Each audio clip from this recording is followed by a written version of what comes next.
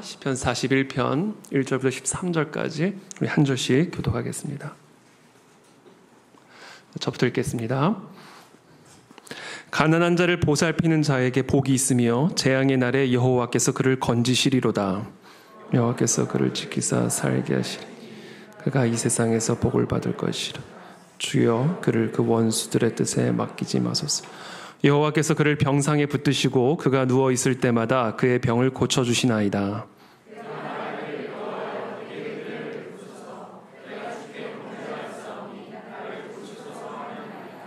나의 원수가 내게 대하여 악담하기를 그가 어느 때에나 죽고 그의 이름이 언제나 없어질까 하며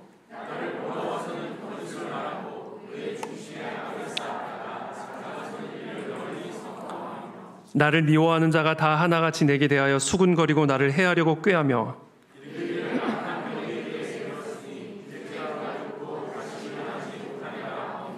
내가 신뢰하며 내 떡을 나눠 먹던 나의 가까운 친구도 나를 대적하여 그의 발꿈치를 들었나이다.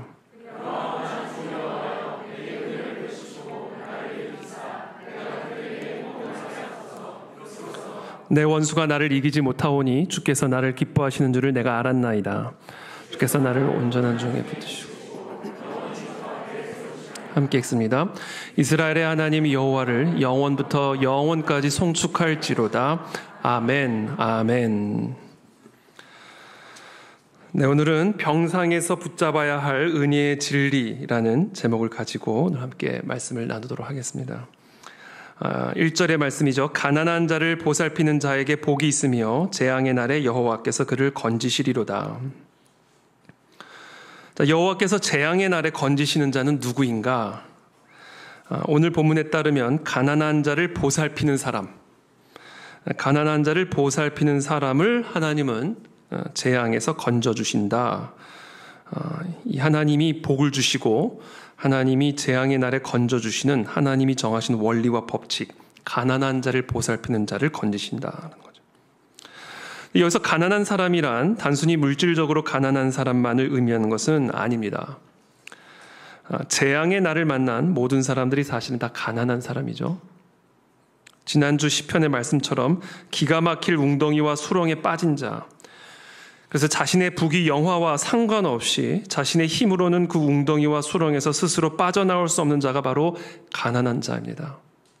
돈이 없어서 빵을 사 먹을 수 없는 자와 돈이 있지만 빵을 먹어도 막 먹을 수 없는, 돈이 있어도 빵을 먹을 수 없는 그런 자는 동일하게 가난한 자인 거죠. 기가 막힐 웅덩이와 수렁에 빠지면 돈이 적고 많음이 차이가 없어져 버리죠. 자, 오늘 본문에 나타난 다윗의 상태가 바로 가난한 자의 전형적인 모습입니다. 우리 5절 좀 이따 보겠지만 5절부터 말씀 보죠. 다윗이 처한 상황입니다. 나의 원수가 내게 대하여 악담하기를 그가 어느 때에나 죽고 그의 이름이 언제나 없어질까 하며 나를 보러 와서는 거짓을 말하고 그의 중심에 악을 쌓았다가 나가서는 이를 널리 선포하오며 나를 미워하는 자가 다 하나같이 내게 대하여 수군거리고 나를 해하려고 꾀하며 이르기를 악한 병이 그에게 들었으니 이제 그가 눕고 다시 일어나지 못하리라 하오며 내가 신뢰하며 내 떡을 나눠 먹던 나의 가까운 친구도 나를 대적하여 그의 발꿈치를 들었나이다. 이것이 지금 다윗이 처한 기가 막힐 웅덩이와 수렁이고요. 그래서 다윗은 지금 가난한 자의 전형적인 모습을 보여주고 있습니다. 왕이어도 상관이 없는 거죠. 왕이어도. 하나님은 그와 같이 가난한 자, 그와 같은 가난한 자를 보살펴 주는 자에게 복을 베풀어 주시고 그를 재앙에서 건져 주신다라고 오늘 약속하고 계십니다. 그 이유가 무엇일까요? 하나님은 가난한 자를 불쌍히 여기시는 분이기 때문에 그렇습니다. 이렇게 기가 막힐 웅덩이와 수렁에 빠진 이 가난한 자를 하나님은 불쌍히 여기셔서 그를 그 기가 막힌 웅덩이와 수렁에서 건져내기를 원하시는 분이기 때문에 그와 같이 가난한 자를 보살피는 것은 하나님을 기쁘게 해드리는 일이고, 그래서 하나님은 그와 같은 자에게 복을 주시고 그를 재앙에서 건져주신다. 그래서 예수님은 그와 같은 가난한 자를 보살피는 행위를 예수님 자신을 보살피는 행위로 간주하셨습니다. 여기 내 형제 중에 지극히 작은 자 하나에게 한 것이 곧 내게 한 것이니라. 그리고 예수님은 산상수훈에서 또 이렇게 말씀하시죠. 긍휼히 여기는 자는 복이 있나니 저희가 긍휼히 여김을 받을 것이며. 왜? 긍휼히 여길 때 그것은 예수 그리스도를 긍휼히 여기는 것으로 예수님이 간주하시기 때문에 하나님은 그와 같은 자를 긍휼히 여기실 겁니다. 가난한 자를 보살피는 일이 하나님의 복을 받는 원리입니다. 자, 그렇다면 이제 우리의 질문은 이것이죠. 어떻게 내가 가난한 자를 보살피는 자가 될 수 있을까? 가난을 알아야 됩니다. 가난을 아는 자가 가난한 자를 보살피는 자가 될 수가 있습니다. 왜 우리가 흔히 이렇게 뉴스에 보면 평생 모은 전 재산을 대학에 기부를 한다라든지 어떤 구제단체에 기부하는 그런 어른들을 종종 보게 되죠. 그런 분들의 공통적인 특징은 가난을 아는 분들이다. 못 배운 서러움을 아는 분들이었다. 가난을 아는 자가 가난한 자를 도울 수가 있다는 것이죠.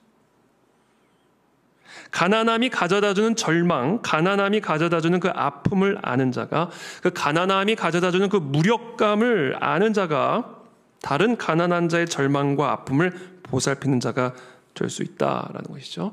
한마디로 가난한 자가 가난한 자를 보살필 수가 있습니다.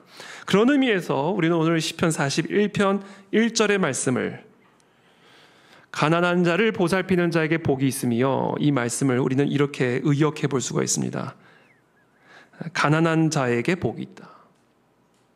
가난한 자만이 가난한 자를 알 수가 있기 때문에 우리는 먼저 가난한 자를 보살피는 자에 대해서 묵상하기 전에 가난한 자가 복이 있다라는 사실부터 좀 한번 묵상해 볼 필요가 있습니다. 왜냐하면 가난한 자가 가난한 자를 보살필 수 있기 때문에. 그래서 오늘 이 41편 1절의 말씀은 먼저 가난한 자를 향한 하나님의 약속, 가난한 자를 향한 하나님의 축복의 약속의 말씀이다라는 것이죠. 그래서 우리는 41편 1절의 말씀을 가난한 자에게 복이 있으며 재앙의 날에 여호와께서 그를 건지시리로다. 이것을 예수님은 동일하게 말씀하셨죠. 심령이 가난한 자에게 복이 있다. 천국이 저희 것이다. 라는 것을 말씀해 주셨습니다. 여러분, 저와 여러분들이 복이 있는 자가 되기를 원하십니까? 그러면 먼저 가난한 자가 되셔야 됩니다. 그렇다면 무엇에 가난한 자가 되어야 되는가? 마음과 영혼이 가난한 사람이 되어야만 합니다. 마음과 영혼이 가난한 사람이란 자신의 연약함과 무지함, 인간의 어리석음과 죄성을 깊이 깨닫고 오직 하나님만이 나의 힘이시요 나의 산성이시요 나의 피난처 되심을 진심으로 고백하는 자, 이 자가 가난한 자다. 그리고 그와 같은 자에게 복이 있다. 하나님은 그와 같은 가난한 자를 재앙의 날에 건져주실 것이다. 한마디로 하나님 한 분만을 갈망하며 하나님 한 분만을 갈급해하는 자가 바로 마음과 영혼이 가난한 자이고, 오늘 하나님은 그와 같은 자가 복이 있다라고 말씀하고 계십니다. 그리고 그와 같은 자의 전형적인 고백이 다음 주에 우리가 나누게 될 시편 42편에서 고백이 되어지고 있습니다. 시편 42편 1절의 말씀이죠. 하나님이여 사슴이 시냇물을 찾기에 갈급함같이 내 영혼이 주를 찾기에 갈급하나이다. 영혼이 주를 찾기에 갈급한 상태예요. 내 영혼이 하나님 곧 살아계시는 하나님을 갈망하나니, 살아계시는 하나님을 나의 영혼이 갈망하고 갈급한 상태, 마치 목마른 사슴이 시냇물을 찾아 헤매이는 것과 같은 그런 갈급함과 갈망을 가지고 나의 영혼이 하나님을 구하고 찾는, 바로 이 자가 마음과 영혼이 가난한 자다라는 것이죠. 하나님은 그와 같은 자에게 복을 약속하고 계시고, 저와 여러분들이 어떤 재앙의 날 가운데 있든지 우리의 심령이 이와 같은 가난한 자만 되면 하나님은 우리를 건져주실 것이다라고 약속하고 계십니다. 저는 오늘 저와 여러분들의 심령이 이와 같은 가난한 자가 되시기를 예수님의 이름으로 축복합니다. 나의 삶에 하나님 외에는 다른 구원의 길이 없다라는 것을 깊이 깨닫고,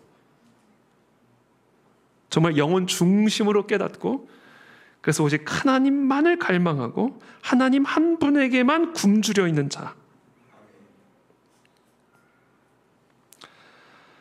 그것을 위해서 우리가 금식을 하는 거죠. 금식.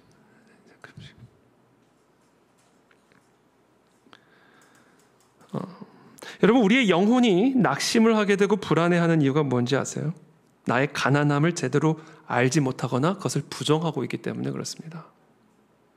나의 지혜가 얼마나 가난한 지혜인지, 나의 능력이 얼마나 가난한 능력인지, 내가 얼마나 가난한 자인지를 모르고 여전히 자기 자신을 의지하는 마음이 있고, 여전히 하나님이 아닌 하나님 외에 다른 것을 의존하고 숭배하고 경배하고 있기 때문에 거기서부터 우리의 마음에 낙심이 들어오는 것이고 불안함이 들어오는 거예요. 마음과 영혼이 가난하지 않은 자의 상태가 바로 두려움이고 불안함입니다. 그래서 시편 42편 5절에서 가난한 자는 이렇게 고백합니다. 내 영혼아, 네가 어찌하여 낙심하며 어찌하여 내 속에서 불안해하는가. 자신의 영혼을 막 꾸짖죠. 어떡하다 이렇게 영혼이 부유해졌는가? 어쩌다가 그 하나님을 향한 온전한 갈급함과 갈망을 다 잃어버렸는가? 그것 때문에 지금 네 속에 불안함이 있는 것이고, 그것 때문에 네 속에 낙심이 있는 거 아니냐? 그러므로 너는, 네 영혼은 자기 영혼에게 명령하는 거야. 너는 하나님께만 소망을 둬라. 엉뚱한 데 소망을 두고 있으니까 두려움이 들어오는 거 아니냐? 엉뚱한 것을 하나님처럼 의지하고 있으니까 지금 마음에 불안함이 들어오는 거 아니냐? 그러니까 당장 너희의 영혼을 오직 하나님에게만 집중시키고 하나님에게만 소망을 둬라. 그때 나타나 도우심으로 말미암아 내가 하나님을 찬송하리로다. 이게 바로 마음이 가난한 자의 영적인 상태고, 하나님이 이와 같은 자를 이렇게 건져내 주신다.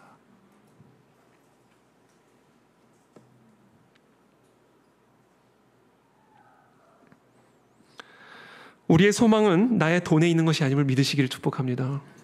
나의 지위에 있는 것도 아니고, 건강에 있는 것도 아니고, 자식에 있는 것도 아니고, 오직 하나님 한 분에게만 있음을 깨닫는 자가 바로 심령이 가난한 자예요. 그런 의미에서 우리의 삶은 상실을 배워가는 여정인 것 같아요. 상실. 우리가 태어나서 젊어 딱 삶을 추구해 나갈 때 더 모든 것을 얻고 더 많은 것들을 갖고, 그래서 더 많은 것들을 누리는 삶을 향해서 우리가 쫙 나가잖아요. 물론 우리가 더 많은 것들을 얻을 수도 있고 누릴 수도 있고 가질 수도 있습니다. 그러나 여러분, 우리 모두가 필연적으로 만나게 되는 변곡점이 있습니다. 누구에게나 꺾이는 지점이 있죠. 그때부터는 젊음도 잃어가기 시작하고, 그때는 누구도 피할 수가 없어요. 건강도 잃어버리기 시작하고, 머리털도 조금씩 상실해져 가고, 지력도 조금씩 기억력도 조금씩 그러니까 어느 순간부터는 우리는 상실의 과정으로 들어갑니다. 이거는 걷잡을 수가 없고 누구도 피할 수 없는 상실의 과정이에요. 세상적으로 내가 누렸던 지위도 잃어버려 가기 시작하고, 관계들도 서서히 상실되어져 가고, 결국에는 부모도 상실하고, 배우자도 상실하고, 결국 나와 나 자신과도 상실. 결국 뭐만 남는 과정? 하나님 한 분만 오로지 우리의 삶에 남아가는 그런 상실의 과정. 그러나 결국은 모든 것을 얻어가는 그런 과정을 우리가 나아가게 되는 것이죠. 여러분, 이와 같은 삶의 여정을 우리들이 받아들여야 됩니다. 왜? 그래야 우리가 건져냄을 받을 수가 있기 때문에 그래요. 여러분, 우리는 모든 것을 얻어가고 더 많은 것을 가져가기 위한 삶의 여정을 가는 게 아니라 다 잃어버리고 내려놓고, 그래서 결국 하나님 한 분 외에는 아무것도 남지 않은 그 지점으로 우리는 지금 우리의 인생이 가고 있는 거예요. 이 여정의 방향성을 제대로 모르고 지금 잃어버리고 있다고 지금 불안해하고 있으면 안 된다. 상실되어지고 있다고 해서 절망해서는 안 된다. 오로지 하나님 한 분만이 남기 위해서 우리가 그동안 우상처럼 여겼고 우리가 의존했던 그 모든 것들이 하나둘씩 정리되어지고 무너져 내리고 사라져가는 과정이에요. 이게 우리의 인생이라는 사실을 겸허하고 겸손하게 받아들이고, 오늘 이 시편 기자를 통해서 우리에게 말씀하시는 것처럼 가난한 자가 복이 있다. 하나님 한 분에게만 소망을 두고 하나님 한 분만이 나의 전부가 되어지는 그런 가난한 자의 상태로 하나님 우리를 이끌어 가심에 감사드리고 찬양드리는 저와 여러분들의 삶이 되시기를 예수님 이름으로 축복합니다.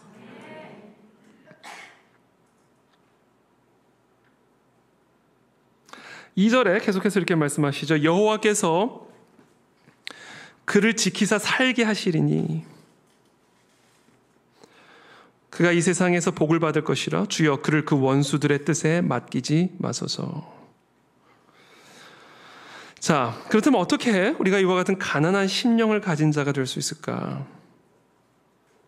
우리의 심령을 이렇게 가난한 심령으로 변화시켜 주시는 장소가 있습니다. 우리를 이렇게 가난하게 만들어 주셔서 복이 있는 자가 되게 하기 위해서 우리를 이렇게 집어넣는 장소가 있어요. 그 장소의 이름이 뭔지 아세요? 병상입니다.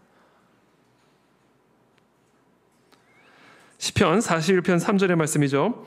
여호와께서 그를 병상에서 붙드시고 그가 누워 있을 때마다 그의 병을 고쳐주시나이다. 지금 다윗은 병상에 누워 있는 것으로 보입니다. 이것이 문자적인 의미에서의 병상인지 아니면 정말 다윗이 지금 경험하고 있는 재앙을 비유적으로 표현하고 있는 병상인지 그것은 정확하게 알 수는 없지만, 자, 문자적인 병상이든 비유적인 병상이든 병상에서 인간은 가난함을 배우게 됩니다. 인간이 얼마나 연약한 존재인지, 한 치 앞도 알 수 없는 인간의 무지함과 유한함을 깊이 깨닫고 경험하게 되는 자리, 그래서 가난하게 되는 자리가 바로 병상의 자리입니다. 환자복만 갈아입어도 여러 생각들이 듭니다. 여러분 아마 병원에 입원해 보신 분들은 아마 다 경험해 보셨을 텐데, 환자복으로 갈아입기만 해도 많은 생각이 들고, 수술대 이제 올라가면요, 이제 정말 마음이 가난해지죠. 하나님 외에는 아무것도 안 보이죠. 저도 한번 수술을 받는데 딱 수술대 위에 이제 올려가지고 이제 가는데 천정에 하나님의 말씀, 성경이 이렇게 딱 기록이 되어 있더라고요. 그래서 수술대에 올려져서 옮겨지는 사람은 천장밖에 안 보이잖아요. 하늘밖에 안 보이잖아요. 천장에 하나님의 말씀을 묵상을 하는데 그 말씀을 얼마나 제가 갈급하고 갈망하며 그것을 제가 묵상했는지 몰라요. 병상은 바로 우리로 하여금 그렇게 하나님에게만 갈망하고 하나님에게만 갈급하게 만드는 그런 가난함을 배우게 만드는 자리다. 물론 모든 사람이 병상에 누워있다고 해서 자신의 가난함을 깨닫고 전능하신 하나님에게만 소망을 두는 것은 절대로 아닙니다. 예를 들어 십자가에 달리신 예수님 좌편 우편에 함께 못 박혔던 강도를 한번 생각해 보십시오.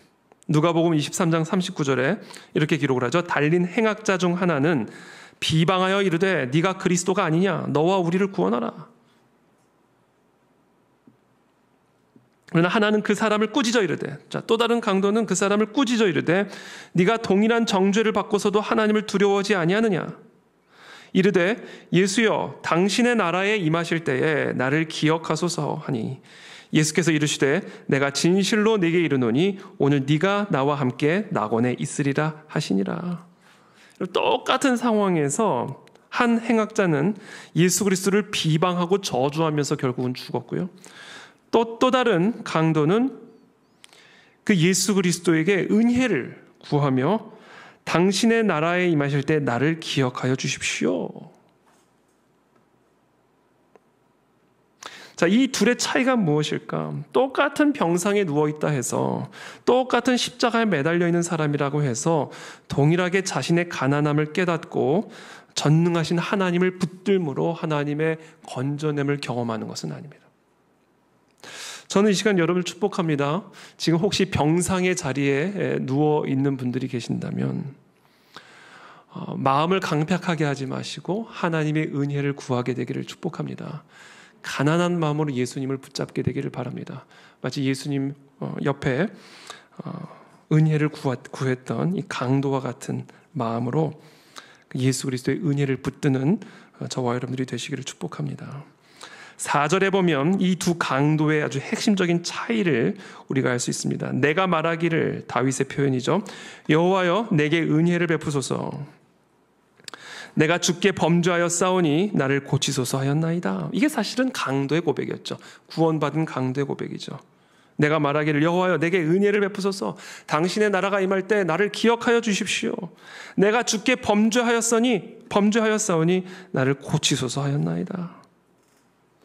여러분, 지금 다윗이 이렇게 말했다라는 사실이 중요한 거예요. 그 강도가 비록 강도였을지라도 이렇게 말했다라는 사실이 중요한 거예요. 이렇게 말했기 때문에 건져냄을 받은 겁니다. 왜? 이렇게 말하는 자가 가난한 자의 말이기 때문에 그래요. 자, 가난한 자는 어떻게 말을 하는가? 내가 말하기를 여호와여 내게 은혜를 베푸소서. 내게 은혜를 베푸소서. 이 말이 강도를 살린 거고 다윗을 살린 겁니다. 다윗이 이렇게 말할 수 있었던 이유는 정말 내가 하나님의 은혜가 아니면 살 수 없는 존재임을 이 병상에서 깊이 깨달았기 때문에 그래요. 그래서 이 가난한 마음을 가진 사람은, 마음과 영혼이 가난한 사람은 무엇을 구하는가? 하나님의 은혜를 내게 베풀어 주십시오. 이것이 그 사람의 기도의 전부가 됩니다. 하나님, 나를 불쌍히 여기시고 나에게 은혜를 베풀어 주십시오. 이게 마음이 가난한 사람의 말입니다. 그러면서 또 이렇게 얘기하죠. 내가 주께 범죄하였사오니 나를 고치소서 하였나이다. 자, 병상에서 다윗은 지금 자기 자신의 범죄를 깨닫고 자신의 질병을 발견하게 된 거예요. 그리고 그 범죄와 질병의 이름은 바로 교만함이요 우상숭배였습니다. 하나님 한 분에게만 모든 소망을 두는 마음이 아니라 하나님 외에도 다른 여러 것에 소망을 두는 이 분산된 마음, 이 교만한 마음, 바로 이 마음이 다윗의 질병이요 다윗의 범죄함이었고, 병상에 누워서 바로 자신이 얼마나 교만했었는지를, 자신이 하나님 외에 다른 우상들을 얼마나 많이 가지고 있었는지를 보고 깨닫게 된 거예요. 병상에서 바로 그 범죄함과 그 질병이 고침을 받고 말이 바뀐 겁니다. 하나님 내게 은혜를 베풀어 주십시오. 나는 죄인입니다. 하나님의 은혜가 아니면 나는 한순간도 살 수 없는 죄인입니다. 나에게 은혜를 베풀어 주십시오. 이게 바로 가난한 자의 심령이다라는 것이죠. 그럼 왕이 됐으니 갖고 있는 게 얼마나 많았겠으며, 왕이 됐으니 의지할 만한 게 얼마나 많았겠어요. 그래서 다윗은 아마도 하나님에게만 소망을 두기보다는 자신의 병거에 소망을 두고 군대에 소망을 두고 자신의 지위와 권력에 소망을 두었을 겁니다. 이게 여러분 인간의 질병입니다. 예레미야서 2장 13절의 말씀, 내 백성이 두 가지 악을 행하였나니 곧 생수의 근원되는 나를 버린 것과 스스로 웅덩이를 판 것인데 그것은 물을 저축지 못할 터진 웅덩이니라. 생수의 근원이 되는 하나님을 버리고 자기가 스스로 웅덩이를 파고 거기에 물을 담아둔 거예요. 근데 그 물은, 그 웅덩이는 물을 저축할 수 없는 터진 웅덩이였던 것이죠. 이렇게 하는 게 인간의 질병이 너무 이상하잖아요. 생수의 근원이 되시는 하나님을 버리고 자기가 스스로 웅덩이를 파서 물을 담는데 그 웅덩이는 터진 웅덩이에요. 근데 그거를 계속해요. 모든 인간은 바로 이 질병 때문에 말라 죽는 겁니다. 바로 이 질병 때문에 굶어 죽는 거예요. 죄인이 받게 되는 저주와 심판은 엄밀하게 말하면 다른 무엇 때문이 아니라 죄인의 죄 그 자체 때문이에요. 생수의 근원을 버리고 터진 웅덩이에 물을 담아내는 그 질병 때문에 인간이 말라 죽는 거고 굶어 죽는 겁니다. 이와 같은 인간의 병든 실존을 가장 적나라하게 보여주는 예수님의 사례가 바로 돌아온 탕자죠.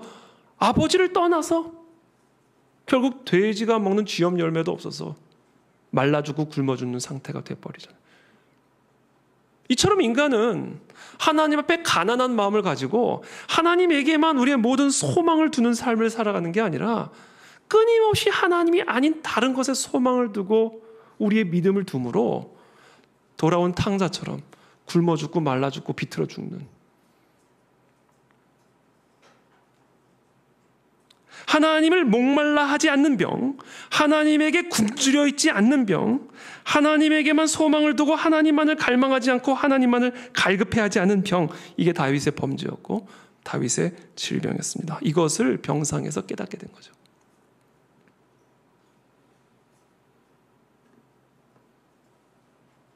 이 병상에서 비로소 다윗은 깨닫게 된 겁니다. 하나님의 은혜가 아니고서는 나는 한순간도 살 수 없는 가난한 존재라는 사실을 깨닫고 하나님의 은혜를 철저하게 구하고 간구하는 그런 모습을 보여주기 시작하는 것입니다. 저와 여러분들 안에 이와 같은 병들이 나음을 얻게 되기를 축복합니다. 우리에게 병상을 주신 이유는 바로 이와 같은 우리의 질병을 깨닫게 하고 우리의 마음의 가난함을 회복하여 하나님의 은혜만을 전적으로 의존하는 그런 심령이 가난한 자로 변화시켜 주시기 위한 하나님의 치료라는 사실을 꼭 기억하게 되기를 예수님의 이름으로 축복합니다. 그리고는 5절부터 지금 다윗이 처해 있는 이 병상에 대한 아주 구체적인 묘사와 설명들이 이어집니다. 5절의 말씀이죠. 나의 원수가 내게 대하여 악담하기를. 원수의 악담. 근데 이 악담이 참 독합니다. 그가 어느 때에나 죽고 그의 이름이 언제나 없어질까 하며. 여러분, 누군가가 내가 죽기를 바란다. 참 고통스러운 일이죠.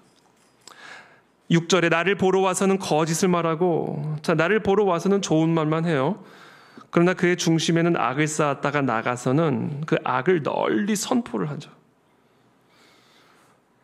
7절, 8절에 나를 미워하는 자가 다 하나같이 내게 대하여 수군거리고 나를 해하려고 꾀하며 이르기를 악한 병이 그에게 들었으니 이제 그가 눕고 다시 일어나지 못하리라 하오며. 아마 다윗이 정말 실제로 어떤 악한 병이 들긴 들었던 모양이에요. 사실 성경에 다윗이 어떤 질병에 걸렸다라는 내용은 제가 아는 범위 내에서는 없는데, 그러나 다윗도 사람인데 뭐 병에 안 걸렸겠습니까? 9절에 내가 신뢰하며 내 떡을 나눠 먹던 나의 가까운 친구도 나를 대적하여 그의 발꿈치를 들었나이다. 배신이죠, 배신. 자, 이와 같은 병상에 내가 누워있나이다. 그리고 내가 이런 병상에서 하나님의 은혜가 없이는 내가 아무것도 아니라는 존재를 깨닫고 또 깨닫고, 그래서 나의 모든 소망을 오직 여호와 하나님 한 분에게만 두기를 원하나이다. 그게 10절부터의 고백이죠. 지금 내가 이와 같은 병상 가운데 놓여져 있사오나 주 여호와여 내게 은혜를 베푸시고 나를 일으키사 내가 그들에게 보응하게 하소서. 나를 일으키고 나로 하여금 보응하게 하는 힘은 어디에 있어요? 하나님의 은혜에만 있다. 이로써 이 하나님의 은혜로써 내 원수가 나를 이기지 못하오니 주께서 나를 기뻐하시는 줄을 내가 알았나이다. 그래서 지금 다윗은 이 병상에서 아주 놀라운 그리고 가장 생명의 진리를 깨닫게 되는 겁니다. 사람은 하나님의 은혜를 의존해서만 살 수 있는 존재. 이거를 정말 우리가 머리로 깨닫는 게 아니라 마음의 중심으로 깨닫게 되기를 축복합니다. 이것이 가난한 자의 마음이죠. 이런 마음을 갖게 되면요, 모든 게 감사해요. 모든 게 하나님의 은혜이기 때문에 모든 게 감사합니다. 내가 일어서는 것도 감사해요. 왜? 이게 내가 일어서고 싶다고 일어설 수 있는 게 아니기 때문에. 나를 일으켜 주셔야 내가 일어설 수 있는 거기 때문에 일어서는 것도 감사해요.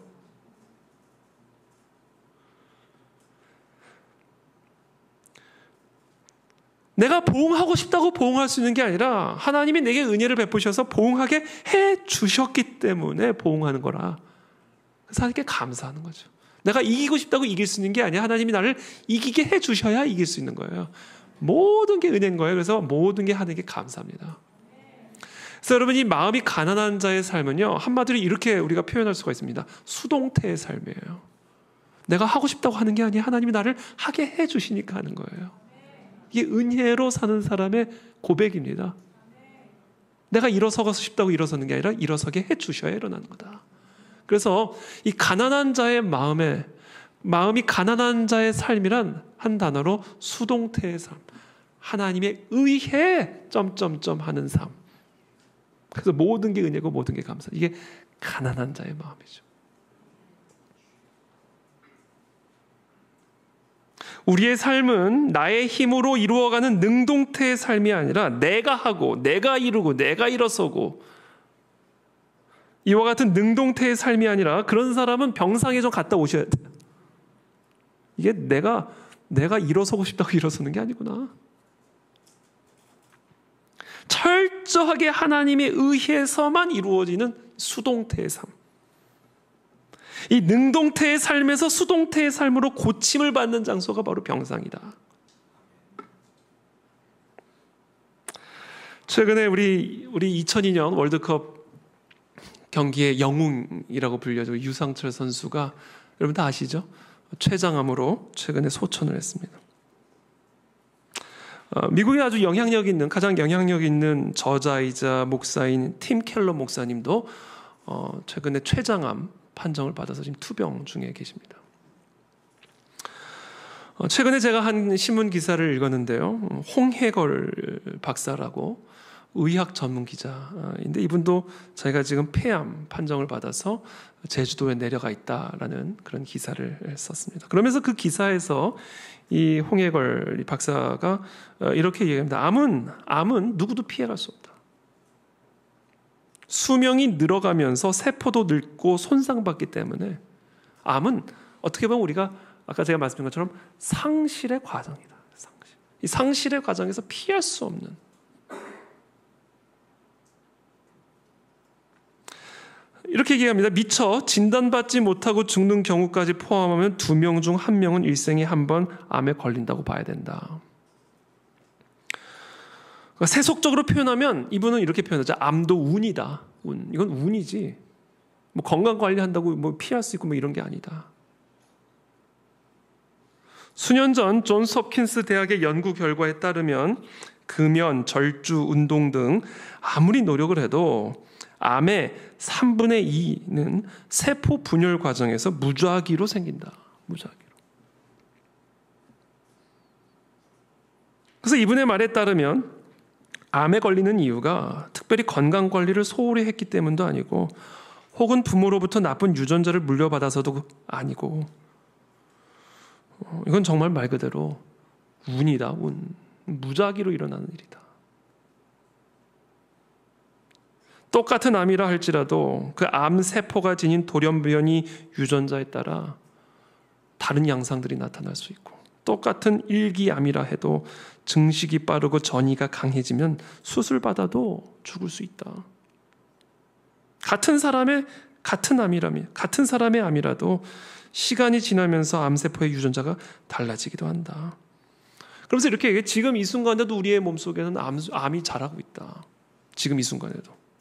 수십 조나 되는 세포들이 한두 달 주기로 생로병사의 과정을 계속해서 거치고 있기 때문에 지금 이 순간에도 우리의 몸 안에 암세포는 자라고 있다. 제가 무슨 말을 하고자 하는 것이냐면 지금 병상에 누워 계신 분들이나 지금 이 자리에 앉아있는 저와 여러분들이나 다 연약한 병든 사람들이다라는 거죠. 차이가 없다라는 거예요. 누구는 병상에 있고 누구는 집에 있지만 사실 우리 자신이 얼마나 건강하고 얼마나 병들어 있는지는 아무도 정확하게 알 수가 없는 겁니다. 그래서 야고보서에서 뭐라고 말씀하는지 아세요? 들으라. 너희 중에 말하기를 오늘이나 내일이나 우리가 어떤 도시에 가서 거기서 1년을 머물며 장사하여 이익을 보리라 하는 자들아. 내일 일을 너희가 알지 못하는도다. 너희 생명이 무엇이냐? 너희는 잠깐 보이다가 없어지는 안개니라. 너희가 도리어 말하기를 주의 뜻이면 우리가 살기도 하고 이것이나 저것을 하리라 할 것이거늘. 우리가 아까 말을 할 때 우리는 뭘 할 거야? 나는 이걸 계획했고 이것을 반드시 이루어낼 거야. 이렇게 말을 하면 안 된다라는 거예요. 지금 너희 몸 안에서 뭐가 일어나는지도 모르고 있는 너희가. 우리가 우리 몸 안에서 무슨 일이 일어나고 있는지를 모르잖아요. 그런 너희가 어찌 1년 후의 일들을 계획하고 이걸 할 거야. 난 이걸 세울 거야. 라고 감히 말할 수가 있겠느냐. 그러니까 말을 하려면 주의 뜻이라면 할 것이다. 이렇게 말해야 된다는 거예요. 왜? 우리는 능동적인 삶을 살 수 있는 존재가 아니라 오직 하나님의 은혜로만 살 수 있는 존재들이기 때문에 하나님의 은혜로 우리는 살 수 있는 것이기 때문에 우리는 이렇게 말해야 되는 거예요. 하나님의 뜻이면 우리가 살 수 있다. 우리의 생명은 우리의 손에 달려있는 것이 아니라 하나님의 손 안에 달려있다. 그래서 하나님의 뜻이면 우리는 살 수 있는 거예요. 그러니까 우리가 우리의 마음의 평안, 저는 그 홍해걸 박사님 그 기사를 읽으면서 2명 중에 1명은 암에 걸린다고? 살벌하잖아요. 근데 이 살벌함을 우리가 어떻게 이겨낼 수 있는가? 어떻게 극복할 수 있는가? 수동태가 되면 돼요. 하나님의 뜻이면 사는 거죠. 그렇잖아요. 우리의 살고 죽는 문제는 나에게 달린 게 아니라, 나의 원수의 손에 달린 것도 아니라, 오직 하나님 한 분에게만 달려있다라는 사실을 아는 자는 무엇을 확신할 수 있어요? 나를 향한 하나님의 뜻이 다하기까지 난 절대 안 죽는다. 내가 사는 게 하나님의 뜻이라면 어떤 적이나 어떤 질병도 나를 데려갈 수 없다라는 확신이 우리를 잡을 수 있는 거 아니에요. 그러니까 저와 여러분들은 능동태의 삶을 살아가면 안 되고요. 오직 수동태의 삶을 살아가야 된다. 그게 가장 강력한 자의 삶이다라는 겁니다. 그것이 우리의 소망의 유일한 근거가 되고 우리의 기쁨의 유일한 근거가 되는 거예요. 하나님의 은혜, 하나님의 뜻이라면 우리는 살 수가 있는 겁니다. 그게 우리의 삶의 유일한 근거가 되는 것이죠. 그러면서 12절에 이렇게 고백합니다. 주께서 나를 온전한 중에 붙드시고 영원히 주 앞에 세우시나이다. 그렇죠. 하나님이 나를 붙들고 계시는 삶을 살아가는 거죠. 은혜로 살아가는 삶은, 마음이 가난한 심령을 가지고 살아가는 삶은 하나님의 은혜에 붙잡힌 바 되어진 삶을 의미하는 겁니다. 다윗은 지금 하나님의 병상에 누워서 자기가 자신의 삶을 붙들고 있는 줄 알았는데 결국 자기가 이렇게 쓰러져가지고 병상에 누워있는 자신의 상황과 자신의 모습을 보면서 내가 나의 삶을 붙잡고 있는 게 아니라 이게 온전히 하나님의 은혜가 나의 삶을 붙들고 계시는 거구나 라는 것을 깊이 깨닫게 된 거예요. 그리고 그 평안과 확신이 병상에 누워있는 다윗의 심령을 완전히 사로잡고 있었던 겁니다. 근데 여기서 제가 오늘 여러분들과 함께 중점적으로 나누고 싶은 포인트가 있습니다. 우리는 어떻게 지금 다윗이 병상에서 경험한 이와 같은 확신을 가질 수 있을까요? 우리는 어떻게 하나님의 은혜에 완전히 붙들린 바 되어서 병상에서도 평안과 확신을 가지고 하나님의 뜻이면 살지, 이와 같은 확신을 가지고 재앙에서 건짐을 받는 그런 삶을 살아갈 수가 있을까? 하나님의 은혜에 붙들림을 받는 삶의 비결은요, 그 하나님의 은혜의 약속을 굳게 붙드는 것입니다. 이게 오늘 다윗이 우리에게 가르쳐주는 비결이에요. 주님은요, 주님을 붙드는 자를 붙들어 주십니다. 십자가 강도가 그거죠. 주님을 붙들자 주님이 오케이, 너가 나와 함께 있으리라. 하나님의 약속은 하나님의 약속을 붙드는 자만을 붙들어 주십니다. 다윗은 자신의 병상에서 바로 그 고침을 경험하게 된 거예요. 모든 게 무너져 내리는 병상에 누워져 있는 그런 상황 속에서 하나님의 은혜를 붙잡음으로써 온 마음과 뜻을 다하여 그 하나님의 약속의 말씀에만 소망을 두고 그 은혜를 붙잡음으로써 하나님의 은혜가 자신의 심령을 완전히 사로잡아서 그 병상에서 하나님을 찬양하고 기뻐하는 그런 모습을 우리에게 지금 보여주고 있는 것이죠.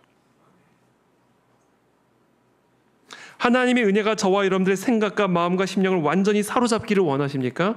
그렇다면 이 시간 하나님의 은혜의 약속을 붙잡게 되기를 축복합니다. 마치 그 십자가에 매달렸던 강도처럼 하나님의 은혜의 진리를 붙잡을 때, 하나님의 은혜의 그 약속을 붙잡을 때 병상 가운데 있는 우리들을 붙잡아 주시는 하나님의 은혜를 경험하게 될 줄을 믿습니다. 자, 그렇다면 오늘 병상에서 우리가 붙잡아야 할 은혜의 진리는 무엇인가? 우리가 반드시 붙잡아야 할 은혜의 진리, 이 은혜의 진리를 붙잡아야 이 병상 속에서 우리의 영이 하나님의 은혜에 완전히 사로잡혀 평안과 감사와 기쁨으로 승리할 수가 있게 되는 것입니다. 첫 번째, 우리가 붙잡아야 할 은혜의 진리, 하나님의 말씀인 성경을 통해서만 참된 위로와 확신은 흘러나올 수 있다는 이 진리를 붙들어야 됩니다. 병상에 들어가는 순간 우리는 우리의 모든 삶이 흔들리고 무너지는 것을 경험하게 됩니다. 그래서 병상에 누우면 내 귓가에 오만 소리가 다 들려오기 시작하고 그 오만 소리가 우리의 마음을 어수선하게 만듭니다. 그래서 병상에 있을 때에는 굳건하게 붙잡을 수 있는 진리가 필요합니다. 병상에 누워있는 자에게 필요한 소리는 인간의 어설픈 조언들이 아니에요. 병원에 종종 이제 방문을 하게 되면 TV를 보면서 그 지루한 시간들을 보내는 경우들을 많이 보지만 그와 같은 TV의 코미디 프로그램들이 병상에 누워있는 사람들에게 소망을 주는 게 절대로 아니죠. 그래서 존 파이퍼 목사님은 당신의 병을 낭비하지 마라 이렇게 얘기합니다. 인간의 어설픈 조언들은 그리고 이 세상의 어설픈 위로는 병상에 누워있는 사람의 마음을 더욱 복잡하게 만들 뿐이죠. 내 안에서 폭풍같이 요동치는 나의 마음을 잠잠하게 잠재울 수 있는 단 하나의 소리, 그 소리는 하나님의 소리 하나뿐입니다. 그들이 심히 두려워하여 서로 말하되 그가 누구이기에 바람과 바다도 순종하는가 하였더라. 하나님의 말씀에는 어떤 바람과 바다도 잠잠케 하실 수 있는 권위가 있습니다. 그러므로 배가 뒤집힐 것 같은 이 폭풍우 속에서 우리에게 필요한 단 하나의 소리, 그것은 바로 폭풍우를 창조하시고 그 폭풍우를 다스리고 계시는 하나님의 말씀입니다. 그 하나님의 말씀을 굳건하게 붙잡게 되기를 축복합니다. 그때 하나님의 은혜가 우리의 심령을 사로잡아 병상에서 승리하게 되는 은혜를 경험하게 된다는 거죠. 종종 이런 이야기를 할 수 있죠. 나는 아직 하나님을 잘 모르는데요. 이렇게 이야기할 수 있습니다. 우리가 하나님의 말씀을 붙잡아야 된다라고 이야기를 할 때 나는 아직 성경을 잘 모르는데요 라고 반문할 수가 있습니다. 나는 불교 신자인데요. 여러분, 저는요 불신자들에게 주저하지 않고 성경을 선물합니다. 읽어보라고. 왜냐하면요, 여러분, 꿀을 여러 번 먹어본 자만이 꿀의 단맛을 아는 건 아니에요. 그렇죠? 태어나서 생전 처음 꿀을 먹어보는 사람이라 할지라도 그 사람이 사람이라면 꿀맛이 단맛이라는 것을 본능적으로 깨달아 알게 되죠. 예수님은 말씀하셨습니다. 내 양은 내 음성을 들으며 나는 그들을 알며 그들은 나를 따르느니라. 그리스도의 양들은 비록 그 양이 그리스도를 멀리 떠나 있는 잃어버린 양이라 할지라도 다 그리스도로 말미암아 존재하게 된 그리스도의 양들이기 때문에 그리스도의 말씀을 들으면 그 말씀이 그리스도의 음성이라는 사실을 본능적으로 알 수가 있어요. 그리고 그 그리스도를 따라가게 되어 있습니다. 우리가 흔히 향수라고 얘기하죠. 향수. 고향을 그리워하는 마음. 모든 인간에게는요, 예외 없이 영적인 향수가 있습니다. 그것은 바로 에덴 동산에서 누렸던 하나님의 나라에 대한 향수입니다. 물론 그것을 의식적으로는 인식하지 못하겠지만 모든 인간은 무의식 가운데 아담과 하와의 죄로 말미암아 잃어버린, 그러나 자기 영혼의 근원지였던 그 에덴 동산에 대한 기억과 향수를 다 가지고 있습니다. 그걸 깨워주기만 하면 돼요. 그것을 깨워주는 것이 바로 이 하나님의 말씀이다. 모든 양은 목자 대신 그리스도의 음성을 알아들을 수가 있기 때문에 인간이 이해를 하든 이해를 하지 못하든 이 하나님의 말씀을 듣게 되면 그 영혼이 하나님의 말씀에 반응하게 되어 있습니다. 저는 이것을 믿습니다. 성경을 읽으면 비록 지적으로는 이 말씀이 무슨 의미인지는 이해할지 모르지만, 이해하지 않을 수는 있지만, 그러나 나도 모르게 나의 영혼은 그 말씀에 반응하게 되어 있어요. 왜? 이 말씀은 성령의 감동으로 쓰여진 말씀이기 때문에 이 말씀을 들을 때, 이 말씀을 읽을 때 무슨 말인지는 모르지만 그 말씀 안에 있는 성령의 감동이 내 영혼을 감동시켜 주신다고요.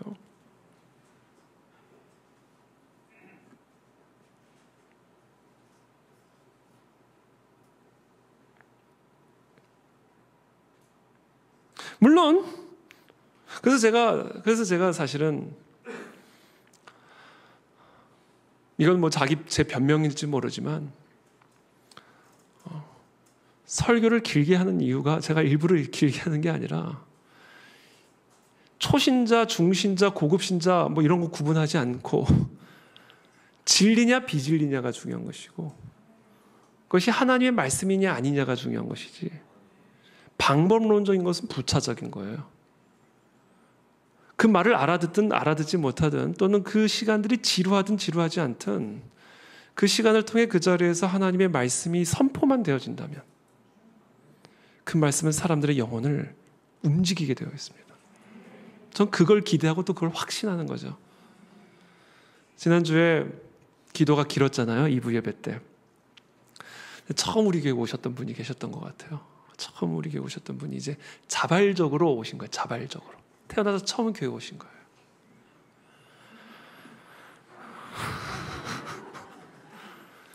태어나서 처음 경험하는 예배치고는 좀 세게 경험을 하신 거죠. 근데 이제 우리 교회 성도님의 직장 동료인데 이제 언니네 교회 가도 되겠냐고, 자기가 태어나서 처음 교회를 갔는데 꼭 한번 가보고 싶다고, 교회를 가야 될 것 같은 마음이 든다고. 그래서 이제 온 거예요, 주일날. 그리고 기도를 45분, 거의 뭐 1시간 가까이 했잖아요. 그러면서 이제 우리 그 성도님이 걱정이 된 거예요. 혹시 시험을 당했으면 어떡하나. 뭐 처음 오신 분이 시험을 당하고 뭐가 할 게 어디 있겠어요. 근데 마음에 이제 염려가 돼서 다시는 안 오면 어떡하나. 걱정이 돼가지고 카톡을 보냈대요. 예배 괜찮았냐고. 그랬더니 다음과 같은 문장을 하나 남겼대. 이것도 쉬운 일은 아니네요.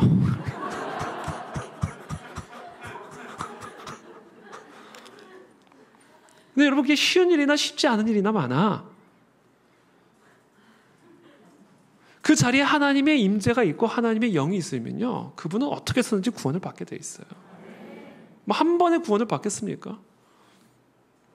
한 번에 그와 같은 강력한 체험이 또 다른 더 강력한 체험으로 이어질 수 있는 것이고, 사람이 어느 순간 어떻게 하나님을 만나고 영이 거듭나게 될지는 사람의 방법론적인 것에 있는 게 아니에요. 그러니까 우리는 그냥 듣든지 안 듣든지 담대하게 진리를 선포하면 그 진리가 그 진리를 듣는 그 영혼이 어떤 식으로든 반응하게 되어 있다.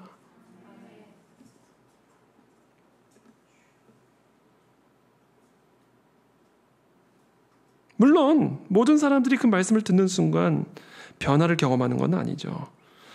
그 말씀에 대한 반응을 어떻게 하느냐에 따라 그런 말씀을 듣고도 강팍해지는 사람들이 있어요. 그렇죠?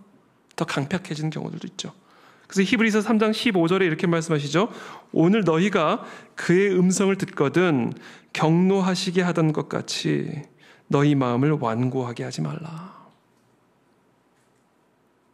우리가 하나님의 말씀을 들으면 우리의 영혼은 원래는 자연스럽게 우리의 영혼이 그 하나님의 말씀에 반응을 하게 되어 있는데, 우리의 타락한 병듦 때문에 그 말씀을 듣고도 강팍하게 반응을 할 수가 있게 되는 거예요.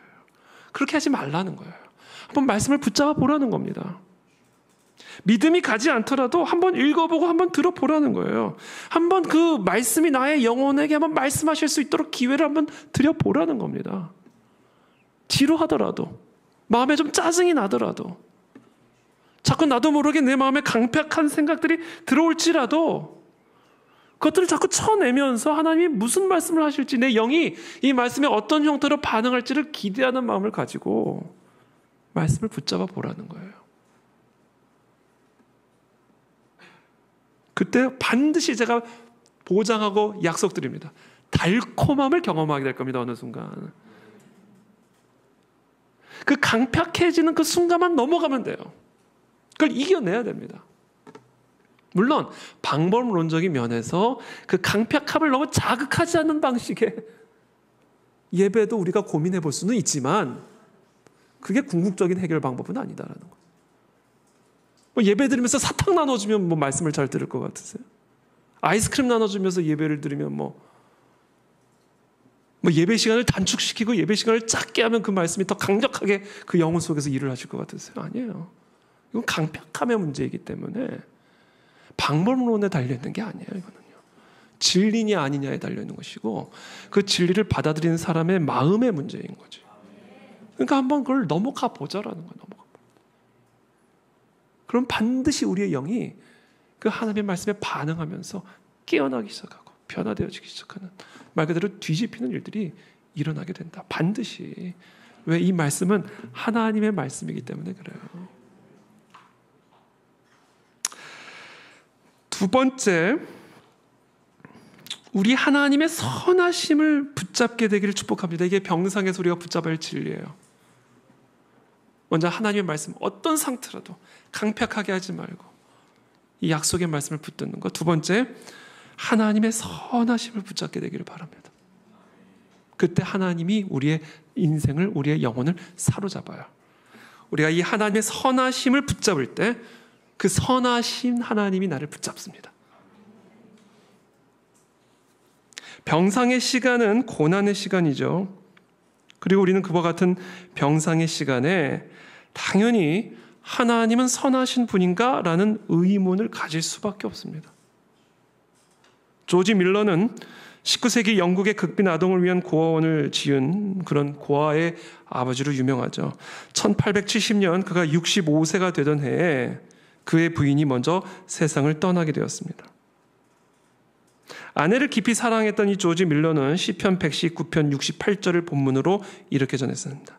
주는 선하사 선을 행하시오니 주의 율례들로 나를 가르치소서. 그런 상실의 순간에 조지 밀러는 무엇을 붙잡았어요? 주의 선하심을 붙잡았다. 그때 그 주의 선하심이 슬픔과 절망에 빠진 조지 밀러의 영혼을 붙잡아 주신다. 그러면서 이렇게 설교를 했어요. 모든 일은 그분의 복되신 성품대로 됩니다. 그분이 선하시니 그분에게서는 선한 일밖에 나올 수가 없습니다. 제 사랑하는 아내를 데려가시는 것이 그분의 뜻이라면 이 또한 그분처럼 선한 일인 것입니다. 그분의 자녀로서 제 본분은 아버지가 하시는 일에 만족하며 그분을 영화롭게 하는 것입니다. 그것이 제 영혼의 목표이고 하나님의 은혜로 나는 거기에 도달할 수가 있었습니다. 저는 하나님 한 분으로 만족합니다. 이 가난한 자의 마음, 이 어마어마한 고통과 슬픔과 절망에서 이 하나님의 선하심을 온 힘을 다해서 붙잡았을 때 그 하나님의 선하심이 이 절망에 빠진 조지 밀러를 견고하게 붙잡아 나는 하나님 한 분으로 만족합니다라는 찬송으로 하나님을 영화롭게 해드릴 수 있었다. 하나님이 이런 식으로 절망에서 건져내 주시는 거예요. 슬픔에서 건져내 주시는 거예요. 여러분, 지금 우리의 상황이 어떠한 상황이든 하나님의 선하심을 굳건하게 붙잡게 되길 바랍니다. 그럼 저와 여러분들의 영혼이 살아나기 시작할 거예요. 시편 100편 5절의 말씀이죠. 여호와는 선하시니 그의 인자하심이 영원하고 그의 성실하심이 대대에 이르리로다. 이 말씀을 붙잡는 거예요. 이 말씀, 이 약속을. 세 번째입니다. 우리가 붙잡아야 할 은혜의 진리. 하나님은 모든 것을 다 알고 계신다라는 이 진리를 붙잡게 되기를 바랍니다. 그때 이 진리가 우리의 영혼을 붙잡아 줍니다. 로마서 11장 33절의 말씀이죠. 깊도다 하나님의 지혜와 지식의 풍성하며 그의 판단은 헤아리지 못할 것이며 그의 길은 찾지 못할 것이로다. 하나님은 우리가 병상에 누워서 우리의 환난 중에 바로 이 사실로 말미암아 위로를 받기를 원하시는 것이죠. 내가 다 안다라는 걸 다 안다. 선한 내가 다 알고 있다. 이 진리를 붙들게 되기를 바랍니다. 그래서 예수님은 기도할 때에 이방인과 같이 중언부언하지 말라. 그러면서 이렇게 말씀하시죠. 구하기 전에 너에게 있어야 할 것을 하나님 너희 아버지께서 아시느니라. 다 알고 계신다라는 것이죠. 네 번째입니다. 우리가 붙잡아야 할 은혜의 진리. 하나님이 전적으로 주관하고 계신다라는 사실을, 모든 것이 하나님의 선하신 섭리 안에서 선을 이루시는 일이라는 것을 붙잡으시기를 축복합니다. 하나님이 모든 것을 주관하고 있다는 사실에서 우리는 위로를 받아야 됩니다. 무슨 일이 벌어진지 간에 그것이 무의미한 우연이 아니라 우리가 악한 귀신들의 주권 아래 있는 것이 아니라 오직 전능하신 여호와 하나님의 주권적인 손길 아래 있음을 기억할 때 그 약속을 붙잡을 때 그 약속이 우리의 영혼을 붙잡아 주는 것이죠. 이게 요한계시록의 말씀의 핵심이에요. 지금 너희가 이렇게 고난당하고 환난 가운데 있는 게 사탄 마귀 때문이 아니다라는 거예요. 그 사탄 마귀를 하나님이 지배하고 계신다. 이 모든 일들은 하나님이 전적으로 주관하고 계시니까 세상에서 무슨 환난을 경험하더라도 놀라지 마라.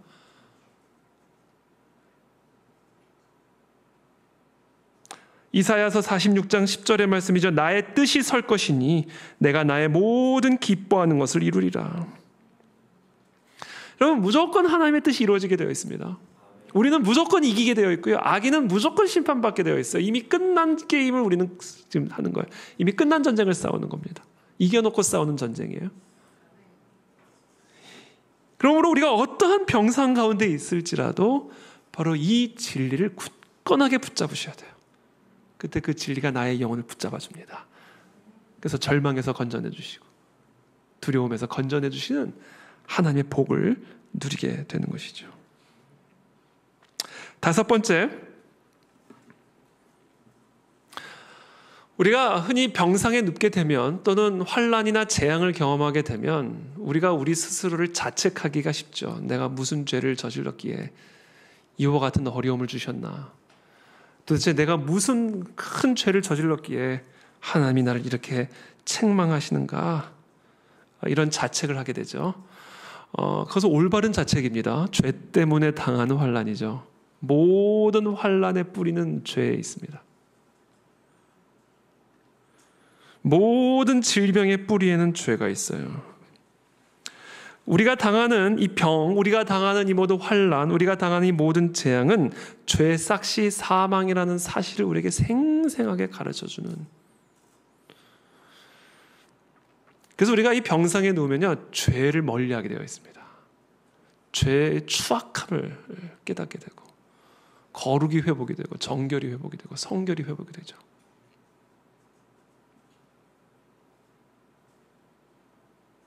저는 이 죄 사함의 문제를 항상 생각을 할 때 윤리적으로 또는 이 법적으로, 사법적으로만 좀 생각을 했었어요, 그동안. 죄 사함의 은혜라는 걸 단순히 어떻게 보면 좀 사법적인 관점에서만 좀 생각을 했는데요. 제가 몇 주간 이 죄 사함의 은혜를 조금 다른 관점에서 조금 지경을 넓혀서 저에게 좀 깨닫게 해주신 부분이 있어요. 이게 단순한 사법의 문제가 아니라 사법적인 문제이기도 하지만 그것보다 좀 더 나아가는 거다. 우리의 모든 환난의 이유는 죄인데 죄의 싹은 사망이라고 하셨잖아요. 여러분, 죄 짓기 전에 에덴 동산에 질병이 있었습니까? 환난이 있었습니까? 재앙이 있었습니까? 아니에요. 죄 짓기 전에 에덴 동산은 완벽한 천국이죠. 근데 그 천국을 파괴한 게 죄란 말이에요. 그러므로 죄 사함이라는 거는요, 우리의 삶에서 그와 같은 사망의 흔적들을 지워가신다는 의미예요. 죄로 말미암아 시작된, 죄로 말미암아 우리의 삶을 괴롭히고 있는 모든 사탄 마귀의 저주와 흑암 사망의 저주를 죄 사함과 함께, 죄를 씻어냄과 함께 씻어내버리심으로 그 모든 흑암의 저주로부터 우리를 건져내고, 그 모든 질병의 저주로부터 건져내고, 그 모든 사망의 저주로부터 우리를 건져내 주신다는 의미예요. 그 일을 행하신 것이 바로 예수 그리스도의 보혈의 피다라는 거예요. 그러므로 저와 여러분들이 오늘 이 밤에 환난 가운데 병상에 누워서 뭐를 해야 되는가? 예수 그리스도의 보혈의 피로 우리의 죄 씻음을 위해서 구해야 된다는 거예요. 예수 그리스도의 보혈의 피로 나의 죄를 씻어 주십시오. 예수 그리스도의 보혈의 피로 우리의 가문의 죄를 씻어 주십시오. 예수 그리스도의 보혈의 피로 우리의 교회의 죄를 용서하시고 이 나라 이 민족의 죄를 씻어 주십시오. 그래서 그 죄로 말미암아 들어온 사망도 제거하여 주시고, 그 죄로 말미암아 틈타고 있는 사망의 권세도 제거하여 주시고, 사탄의 머리도 제거하여 주시고, 하나님의 나라와 통치가 온전히 우리의 가정과 우리의 삶에 임하도록 예수 그리스도의 보혈의 피로 우리의 죄를 씻어 주시옵소서. 이 일이 병상에서 이루어진다. 여러분, 저는 이 예수 그리스도의 보혈의 피를 의지하여 진정한 회개와 죄 씻음의 은혜를 누릴 때 정말 우리의 삶에 육체의 질병들이 나음을 얻을 줄을 믿습니다. 태문도 열리게 될 줄을 믿습니다. 우리의 가정이 틈타고 있는 모든 더러운 사망의 저주들도 떠나갈 것을 믿습니다.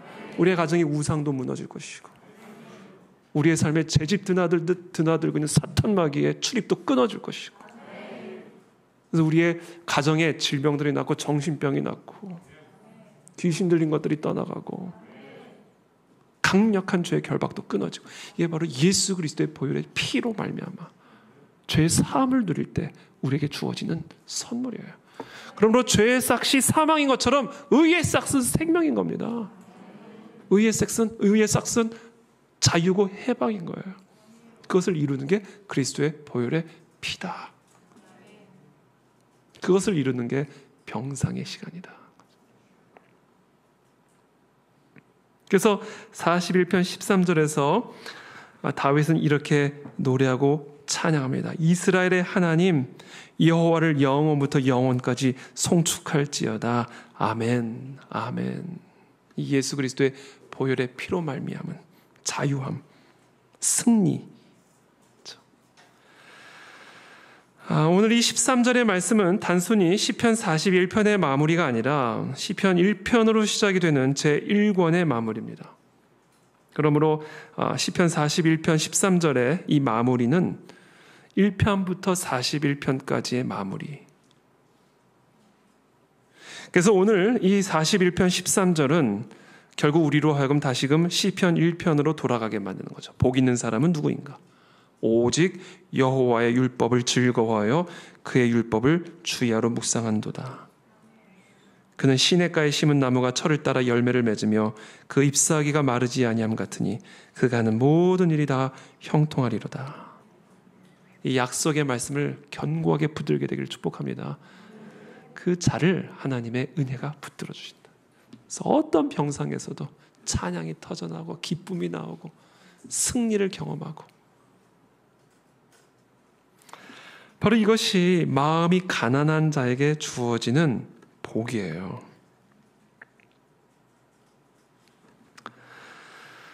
이것을 배우기 위해서 우리가 금식으로 들어가는 겁니다, 여러분. 이것을 배우기 위해 하나님만을 내가 갈급합니다. 사람이 떡으로 사는 게 아니라, 사람이 음식으로 사는 게 아니라, 사람은 하나님의 말씀, 하나님의 입에서 나오는 말씀으로 사는 것을 내가 전적으로 의지합니다. 그래서 나의 소망을 음식에도 두지 않고, 나의 지혜에도 두지 않고, 나의 힘에도 두지 않고, 나는 하나님에게만 두기를 원하나이다. 그것을 고백하고 표현하고 그것을 회복하는 게 금식이에요. 그래서 우리 모두가 다 5일 금식에 들어가는 겁니다.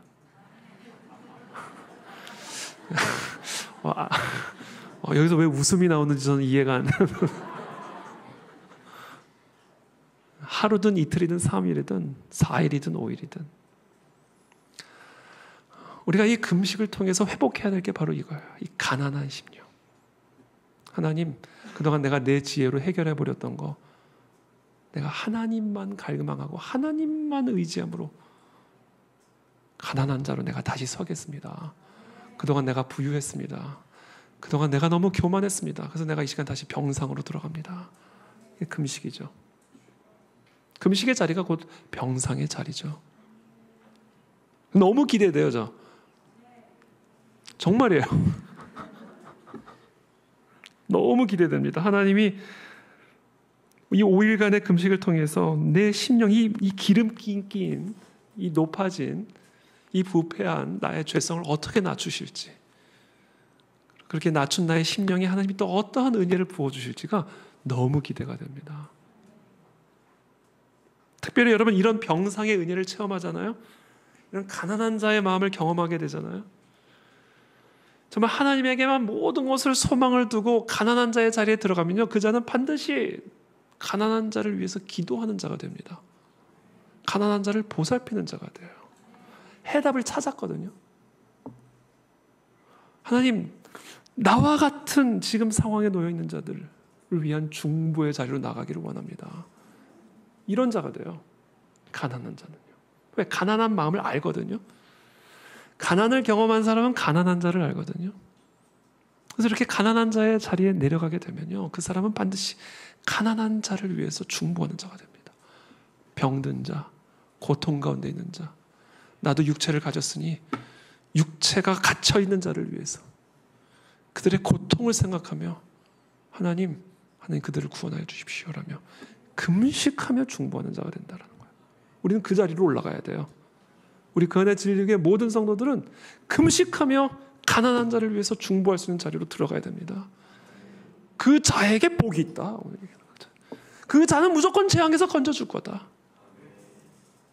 그래서 저는 이번 금식 기도의 기간 통해서 크게 몇 가지를 위해서 기도를 할 예정인데요. 먼저 저는 저와 여러분들 모두가 이 금식 기도의 기간을 통해서 진정한 중보자로 세워지게 되기를 바랍니다. 나를 위해서 기도하기보다 가난한 자를, 절망 가운데 있는 자를 위해서 중보하는 자의 자리에 서게 되기를 바랍니다. 왜냐하면 하나님은 중보자를 통해서 일을 하시기 때문에요. 저와 여러분들이 중보자가 되면 중보자의 문제는 그냥 알아서 해결해 주십니다.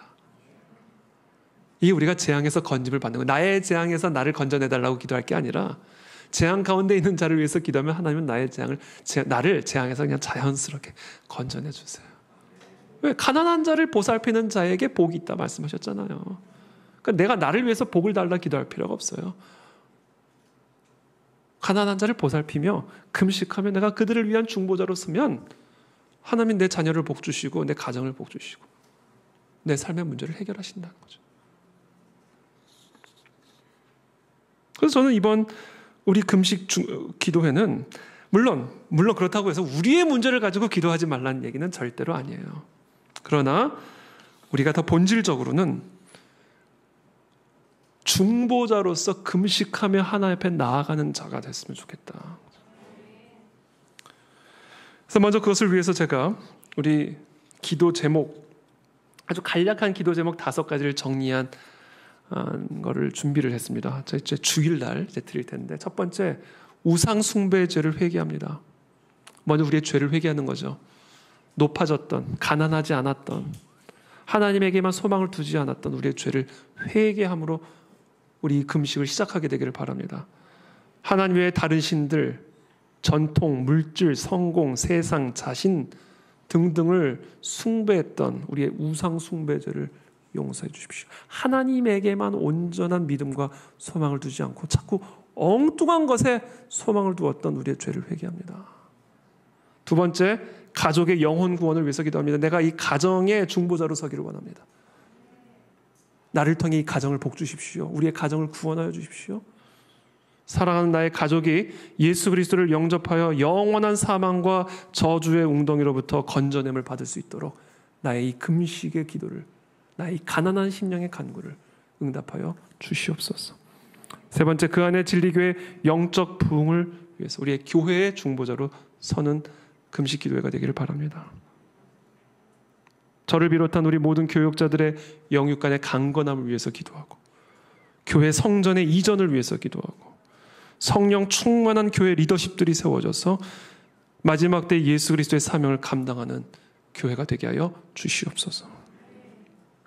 다음 세대들을 위한 중보자가 되기를 바랍니다. 특별히 윌버포스 크리스천 스쿨의 사명을 위해서 기도하기를 원합니다. 9월에 개교하는 윌버포스 크리스천 스쿨을 축복해 주셔서 성경적인 지성과 기도의 영성으로 무장된 하나님의 다음 세대들을 일으키는 학교가 되게 도와 주시옵소서. 마지막 때 우리의 자녀 세대와 우리의 다음 세대들이 바알에게 무릎 꿇지 않는 7,000명의 선지자가 될 수 있도록 우리의 부모 세대들이 금식하며 중보하는 중보자로 서게 하여 주시옵소서. 마지막으로 5번째, 한국 교회와 대한민국, 북한 땅을 위해서 중보하며 나가기를 원합니다. 한국 교회 안에 기도와 말씀의 회복이 일어나게 하여 주옵소서. 대한민국을 현재의 위기로부터 구원하여 주옵시고, 북한 체제를 심판해 주셔서 북한 동포들이 여호와께로 돌아오는 구원의 역사를 속히 이루어 주시옵소서. 우리는 이와 같은 중보자로 가정과 교회와 나라와 열방을 위한 중보자로 금식하며 서는 이번 에스더 금식 기도회가 되기를 원합니다. 그래서 이번에 우리가 금식할 때는 기도의 중심축을 나 중심에서 다른 남 중심으로 이 기도의 중심축을 한번 바꿔보게 되기를 바랍니다. 그리고 그때 나를 건져내 주시고 나에게 복을 주시는 그 하나님의 새로운 차원의 복을 한번 누려보게 되기를 바랍니다. 그래서 저는 이번에 특별히 5일 동안 금식하면서 우리 가정의 영혼 구원을 위해서 특별히 저는 중보할 예정이고요.